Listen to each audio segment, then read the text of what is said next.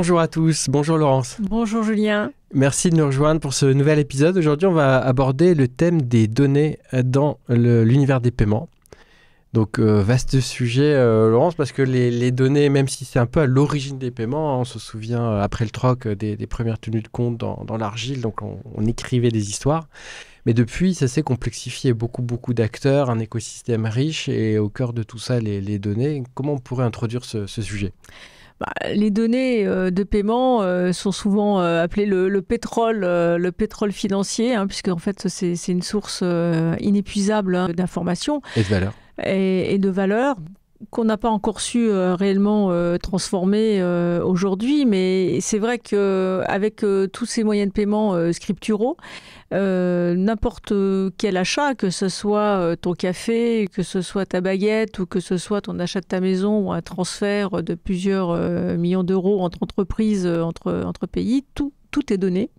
Et en fait, la banque a toutes les informations de tous ces règlements tous les jours. Donc, il y a des millions et des millions de transactions. Elle a le grand livre de nos vies. Et voilà. Et donc, à travers ça, elle peut voir en fait ce que tu fais tous les jours avec ta carte, avec tes virements et autres. Surtout qu'elle ne voit pas c'est ce que tu fais avec ton espèce, mais elle voit si tu en retires beaucoup ou pas beaucoup.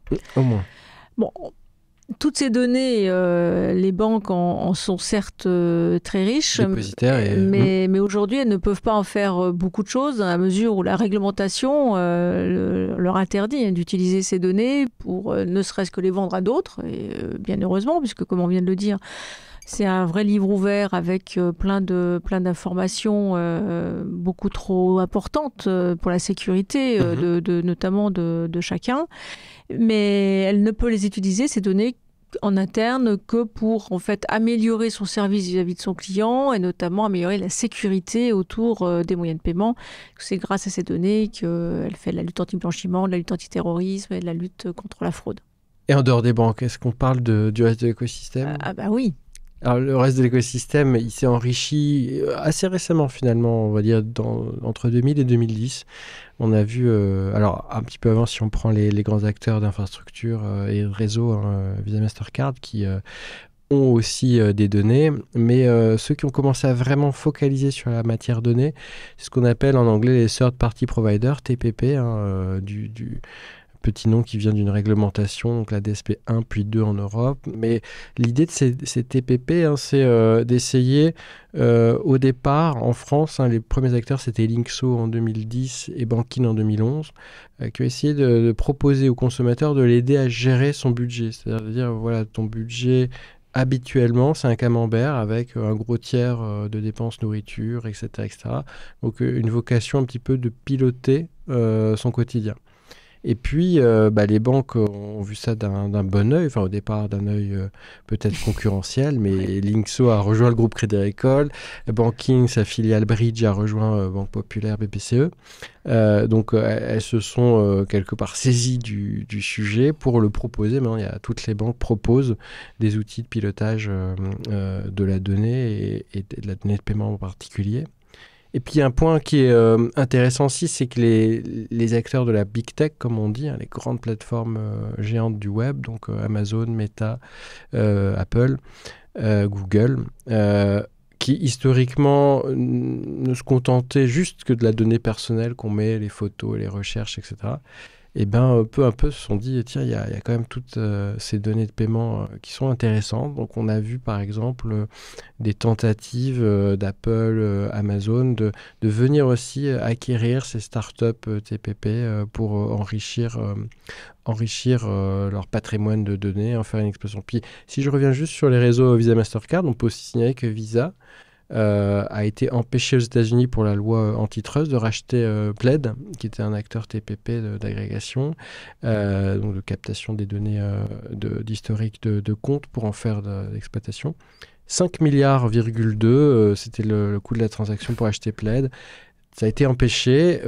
Ils se sont du coup remis sur une autre cible qui est Tink en Europe, un Suédois. On parlait dans un épisode de l'avance technologique sur certains pans de la Suède. Donc Tink a été racheté par Visa pour permettre à Visa d'aller, évidemment avec le consentement du consommateur, aller agréger des comptes, en tout cas absorber les historiques de paiement et voire même, puisque c'est une deuxième partie de la possibilité qu'offre DSP2, voire même initier des virements, on y reviendra. Voilà, donc en fait, on est sur de l'open banking.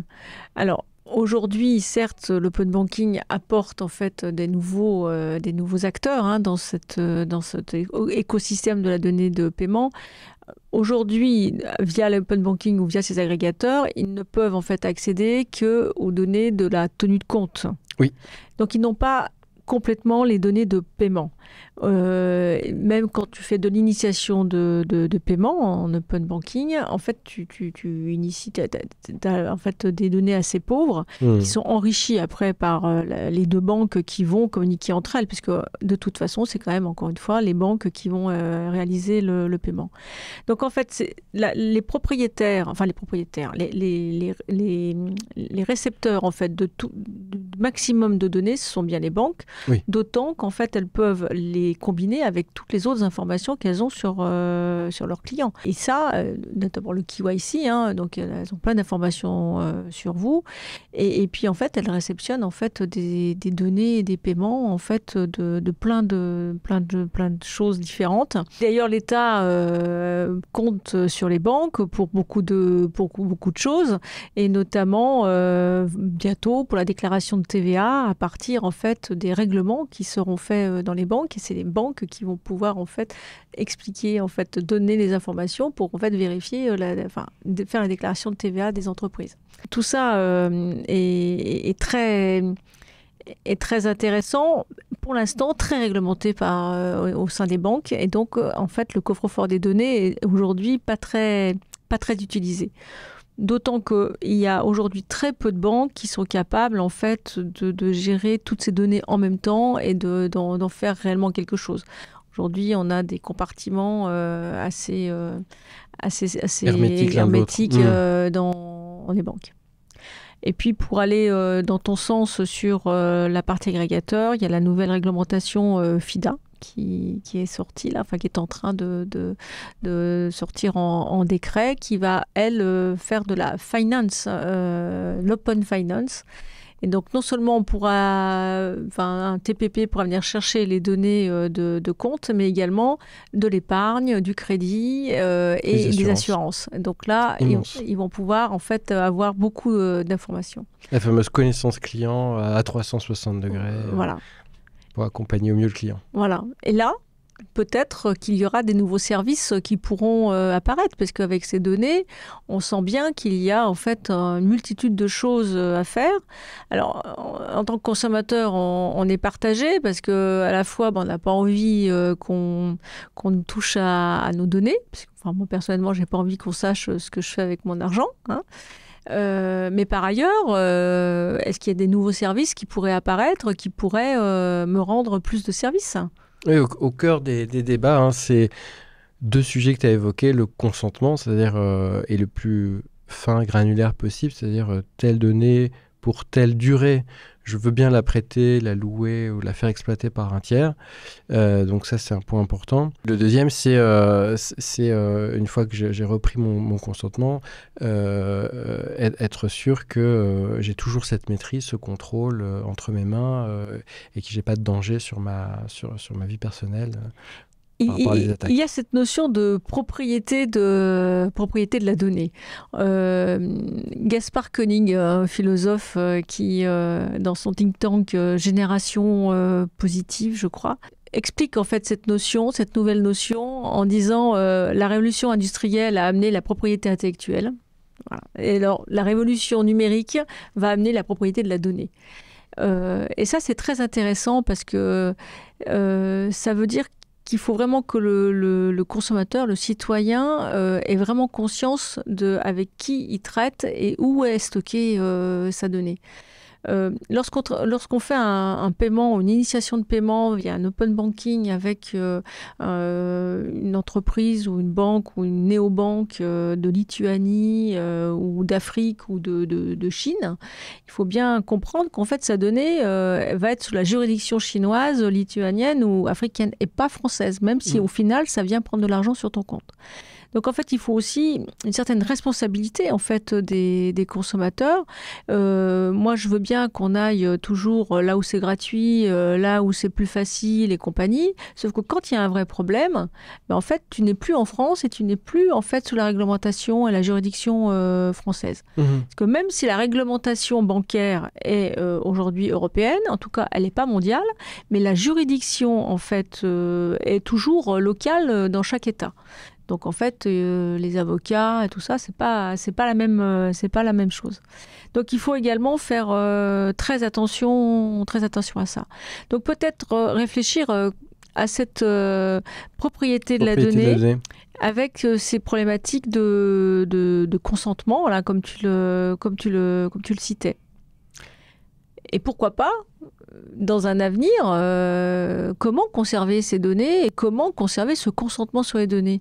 Et la question qu'on peut se poser, et pourquoi pas les banques qui sont déjà un tiers de confiance, qui déjà ont des comptes en banque ou qui gardent en fait votre argent et qui gèrent en fait les flux de cet argent, pardon.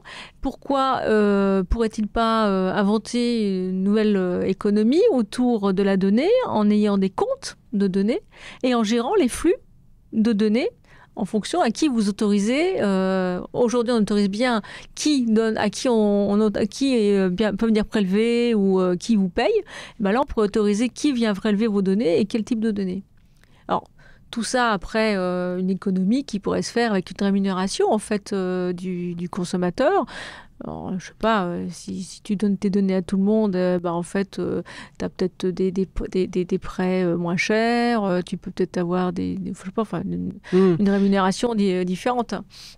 Et tu me fais penser à une idée, puisque tu parlais de la révolution industrielle avec Caspar Koenig. Je pense qu'on l'a déjà retracé dans nos différents épisodes, mais la révolution agricole, les premiers métiers qui a donné le troc et les premiers échanges, les premières formes de monnaie, qui étaient des grains de blé ou des grains de riz, ça a donné une notion de valeur. On mesurait le travail agricole à l'époque. Après la révolution agricole, il y a eu la révolution industrielle, on est passé des champs avec des bleus de travail dans les usines, et effectivement il y a eu le salariat, il y a eu le rôle des banques qui a été mis en avant pour capter ces flux qui n'étaient plus matériels mais de plus en plus scripturaux. Là on va passer, et on est déjà passé à la révolution des bureaux, voire télétravail, donc l'essentiel de la production de la valeur, le fruit du travail, il est de plus en plus de produire de la donnée, soit personnelle dans son quotidien parce qu'on a des smartwatches ou des objets connectés, voire des capteurs demain dans le cerveau avec Elon Musk, mais blague à part, dans le travail, une grosse partie du travail est un travail intellectuel et l'IA va nous aider à produire toujours plus de données. Donc c'est vrai que revisiter cette notion de valeur et donc les moyens de paiement, la monnaie qui va avec, paraît tomber sous le sens. Donc cette donnée, puisque à mesure que le temps passe, elle est de plus en plus valorisée, et la donnée personnelle fait partie de ce large ensemble. C'est vrai que des acteurs comme les banques ont toujours eu ce rôle historique depuis la fin du troc jusqu'à aujourd'hui dans cette protection en fait de ces actifs. Les données sont des actifs. Oui, on leur fait confiance. On leur fait confiance, donc malgré tout. Ça peut être, et on leur souhaite un scénario intéressant de se renouveler, de toujours jouer ce rôle dans la donnée, dans la fiabilité, dans la qualité, dans l'authenticité. Je pense qu'on pourrait y revenir, mais l'authenticité de la donnée à l'heure où on peut créer beaucoup de faux avec l'IA, l'authentification peut être un des rôles de la banque. Tu parlais du KYC tout à l'heure, ils ont ce rôle de contrôler l'identité de la personne. Pourquoi pas contrôler aussi certaines données produites par l'individu. Donc c'est assez passionnant comme débat, et on n'a pas encore toutes les réponses à ces questions. Non, mais je pense qu'il faut aller un petit peu dans ce sens quand même. Et puis alors après, c'est comment utiliser ces données. Donc tout à l'heure, tu citais tous ces startups ou fintech qui analysaient en fait tes comportements. Moi, je pense qu'aujourd'hui, les banques seraient tout à fait capables, avec les informations informations qu'elles ont, ne serait-ce qu'aujourd'hui, de te prévenir avant ton découvert ou de faire des alertes sur certains achats proactivement. Et même faire des placements tout seul, parce que bon, après tout, on dit ouais, mon conseiller m'a pas appelé, j'aurais pu faire tel ou tel placement, mais je pense que aussi on pourrait faire des placements quasi automatiques. Et on parle beaucoup de ChatGPT, de copilote qui va en fait révolutionner notre façon de travailler, voire même d'interagir les uns avec les autres. Moi, je pense que, je sais pas, d'ici 5-10 ans, pourquoi pas un copilote de la finance? Puisque du coup, moi, on m'explique que le copilote, ça sera un peu comme ta secrétaire qui fera tout à ta place pour aller te chercher tes billets d'avion et tout ça. Je veux un billet d'avion pour aller en Sicile, il va t'acheter ton billet d'avion tout seul et il prendra le moins cher, ou il sait que tu prends d'habitude cette ligne-là. Voilà. Donc, s'il sait faire ça, pourquoi pas faire un copilote de la finance et qui te permette, toi qui ne sais pas vraiment gérer ton argent, parce que c'est pas donné à tout le monde de savoir là où il faut faire les bons placements, en fait, de te gérer tes placements et te gérer ta finance. Et même t'alerter en disant attention, là ce mois-ci tu dépenses trop sur l'alimentation ou sur les vêtements, et voilà, et attention, on sait que on sait aujourd'hui tous les prélèvements que tu vas avoir jusqu'à la fin du mois, donc on pourrait te dire que tu es dans le rouge bien avant la fin du mois, donc pourquoi pas utiliser ces données pour faire ça. Donc à l'instar de Tesla qui nous promet un véhicule autonome, on pourrait promettre une banque autonome, une finance et autonome. Dormir tranquille, mais l'argent ne dort jamais, lui. Et toujours en mouvement. Voilà, exactement. Donc beaucoup de choses autour de la donnée, et qui n'est pas encore exploité à son maximum, loin de là. À son maximum. Donc à la fois des opportunités de bien-être et puis de la sécurité renforcée, parce qu'on voit toujours mieux les attaques. Donc ça fait beaucoup de potentiel. Malheureusement, on va devoir conclure, Laurence. Dommage. Malheureusement, toute bonne chose ayant une fin, on va devoir annoncer quand même que cette première saison de notre web-série s'achève. Je te remercie, Julien. C'était super de passer tous ces moments avec toi. Voilà, ça fait quand même déjà 6 épisodes où tu me permets de partager avec toi cette passion que nous avons sur les paiements. On a évoqué les moyens de paiement, de la monnaie aux moyens de payer. On a parlé des messages jusqu'aux données. On a parlé de la culture et de la sécurité. On a effleuré quand même pas mal de sujets. On vous aura fait réagir, j'espère. Et nous, tout ce qu'on se souhaite, c'est qu'il y ait des réactions, des interactions, des commentaires. N'hésitez pas à nous contacter, et puis qu'on puisse nous réfléchir à des suites pour la saison prochaine. En tout cas, on espère avoir un maximum de réactions. Merci encore infiniment, Laurence, pour tout. Oui, et qu'on se retrouve autour des paiements, ici ou ailleurs, et qu'on continue ces discussions passionnantes. Moi, il me reste à vous remercier infiniment pour votre attention, et je vous dis à très bientôt. Au revoir, ciao. Au revoir.